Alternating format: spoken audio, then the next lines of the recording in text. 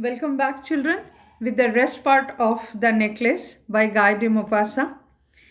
Earlier, we have seen in the previous video that Madame Forestier, she had lost the beautiful diamond necklace of her friends in a party.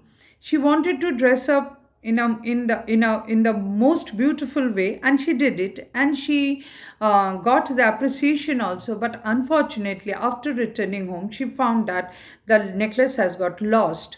Now, what to do? It is to be returned because it is her friend's necklace, and they were not so affluent to buy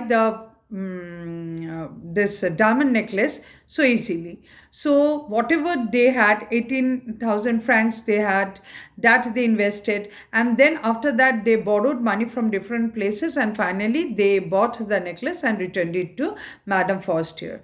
But for that they definitely they were indebted to many people. So the huge debt, how did they overcome and clear that? Let us read about that. What happened to this to the Loisel family? Let us read. Madame Foster did not open the jewel box as Madame Loisel feared she would. She had a fear that if the friend opens and if she if she finds out that it was not the original one that she had borrowed from Madame Foster, and she might say something that would she would not be happy to hear that. So she was very feared that if she opens it, if Madame Foster opens it, but she did not open it. What would she think if she would perceive the substitution? What should she say? What she take her for a would she take her for a robber, cheater?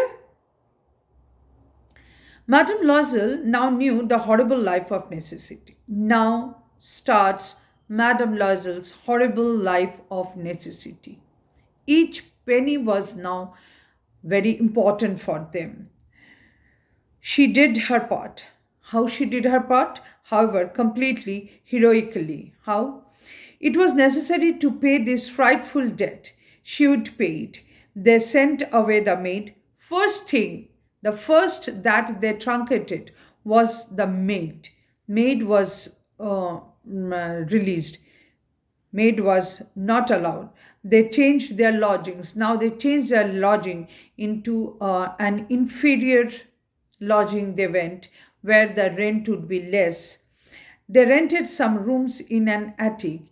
Attic, by this time you all know. So in an attic somehow they took a room in a rent, and there they started living. Think of the lady who was not satisfied to the previous condition because of the shabby walls and etc. Now she had to stay in an attic in a rented house. She learned the odious work of a kitchen because maid was no more. So the work of kitchen, she washed the dishes, she washed the soiled linen, their clothes and dish clothes which she hung on the line to dry. She took down the refuse to the street each morning and brought up the water, stopping at each landing to catch her breath. She was not used to. She was not used to in struggling so much with life, but now she has to do. Now she is helpless. Now she is almost pauper. Every penny, to save every penny now has become very difficult. I cannot say penny because it is franc. So every franc means every money is now become very difficult for him, for her, or for the family, both. Now all the work she had to do, all the home chores, and clothed like the woman of the people means clothing means dressed like a common lady. She went to the grocers, the butchers, and the fruiterers with her basket on her arm, like a very common lady. Now she had to move around to buy groceries from the butcher, from the grocer, fruit seller, from everywhere. She had to move around and collect the things. shopping, haggling to the last saw of her miserable money. The husband, now this is the part of the lady. What about the husband? The husband worked evenings, putting the books of some merchants in order, and nights he often did copying at 5 saws a page. Now, here, every saw was important for them. So, whatever they could earn, they were trying. The husband worked evenings. First, he worked in the education department, as you know. Then, in the evening, he used to do putting the books of some merchants in order. In the third shift, in the night, he used to do copying 5 saws a page. And this life lasted for not one day, not 1 year, not 2 year, 3 year. This lasted for 10 long years to accumulate money for them. Or rather, to repay the debts that they had taken. To clear all the debts, they needed 10 long years. And this life lasted like that. At the end of 10 years, they had restored all. Finally, it was all cleared. Madame Loisel seemed old now. Definitely, such work pressure would look her older. She had become a strong, hard woman. Now she is not a woman who was so sensitive about her beauty, about her position. You can see some childish demands to be looked or attract to be admired by people. All these things have become much more practical. Now she is standing on the hard ground where she had to work and earn money. So she had now become a strong, hard woman, the crude woman of the poor household. Her hair badly dressed, her skirts awry, her hands red. She spoke in a loud tone. That modesty, that sober voice is no more there, and washed the floors with large pails of water. But sometimes, when her husband was at the office, she would sit herself before the window and think of that evening party of former times, of that ball where she was so beautiful and so fluttered. Within one day, within 24 hours, she saw the diametrically opposite life. If she would not be so greedy on that day, that is a term that could be used for her, the life would not be like this. How would it have been if she had not lost the necklace? If she would not borrowed the necklace, if she would not lose it, life would not be so tough, so difficult for her.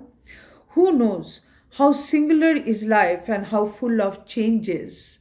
Life is one, but full of changes. How small a thing will ruin or save one. A small thing, if she would be a bit more careful, the whole thing would be different. And because of her, a slight carelessness ruined her, ruined the family. One Sunday, as she was taking a walk in the Champs-Élysées to rid herself of the cares of the week, she suddenly perceived a woman walking with a child. It was Madame Forestier, still young, still pretty, still attractive. Madame Loisel was affected. Madame Loisel was shocked that she could also be like this, like her today. But there was a big difference between these two ladies, of same age, of course, but one has become much older than the other. Should she speak to her? What would be the condition? Shall she go and talk to her? Yes, certainly. And now that she had paid, she would tell her all. Why not? Now she is no more indebted to her in any way. Already the necklace she returned, but the money was still not returned. All the money was not paid. Today, when the necklace returned, when the money returned, when everything is over, now she has become bold. She can speak out, and now she can go and tell the whole incident to her. She approached her. Good morning, Jenny. Her friend did not recognize her and was astonished to be so familiarly addressed by this common personage. A lady who is such common, wearing a shabby dress, looking so shabby, she is calling her so intimately as Ginny. The lady was a bit surprised that because she did not belong to her class. The lady who called did not belong to her class, did not belong to Madame Forster's class. So, how could she call her with her name? That can be called a person who is very intimate to her. And this type of ladies cannot be intimate to her. So she was surprised that how this can be. Who is this lady? She stammered, "But madam, I do not know you. You must be mistaken. You must have mistaken. You must be looking for someone else." "No, I am Matilda Loisel." Her friend uttered a cry of astonishment. "Oh, my poor Matilda, how you have changed! What a change of look!" "Yes, I have had some hard days since I saw you, and some miserable ones, and all because of you." "Because of me? How is that?" "You recall the diamond necklace that you loaned me to wear to the minister's ball?" "Yes, very well." "Well, I lost it." "How is that?" "Since you returned it to me." "I returned another to you exactly like that. And it was taken us 10 years to pay for it. You can understand that it was not easy for us who have nothing, who basically have nothing. To pay such costly diamond necklace was not an easy job for us. But it is finished. But today it is over, and I am decently content. And today I am very happy and content. Madame Foster stopped short. She said, "You say that you bought a diamond necklace to replace mine?" "Yes, you did not perceive it then. They were just alike." "Yes, you could not understand the replacement, isn't it? So nice the replacement was. It was exactly the one that you had." And she smiled with proud and simple joy. Madame Forster was touched and took both her hands as she replied, "Oh, my poor Matilda, mine were false. They were not worth over 500 francs." Words get finished here. Nothing to say. And this is called short story. It starts from middle and it ends in middle. It is a story of a short span with very less characters. That is short story. And we don't know, readers do not know what happens after that. It is upon the readers, the writer leaves the end. He ends by saying that that was false. Now, what would be the reaction of Madame Loisel, or what would be the reaction of Madame Forstier, or what Madame Forstier would do, whether she would return back the diamond necklace, or what the Loisel family would do now after struggling so much for a false necklace, that is known to the readers only. The narrator ends the story here that it was a false necklace.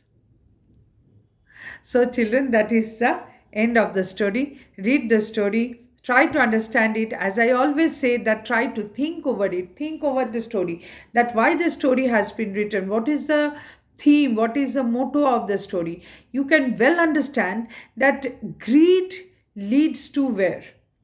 If the lady was not so greedy that day, if she would be happy with herself, whatever she had, the dress, okay, fine. But the jewelry, she could dress herself with the flowers as her husband suggested. The thing would be different today. But her greed was so much that she borrowed her, and now you can see the consequence. So try to understand the story, try to understand the psychology of the ladies, and enjoy the story. Okay, children, bye for today.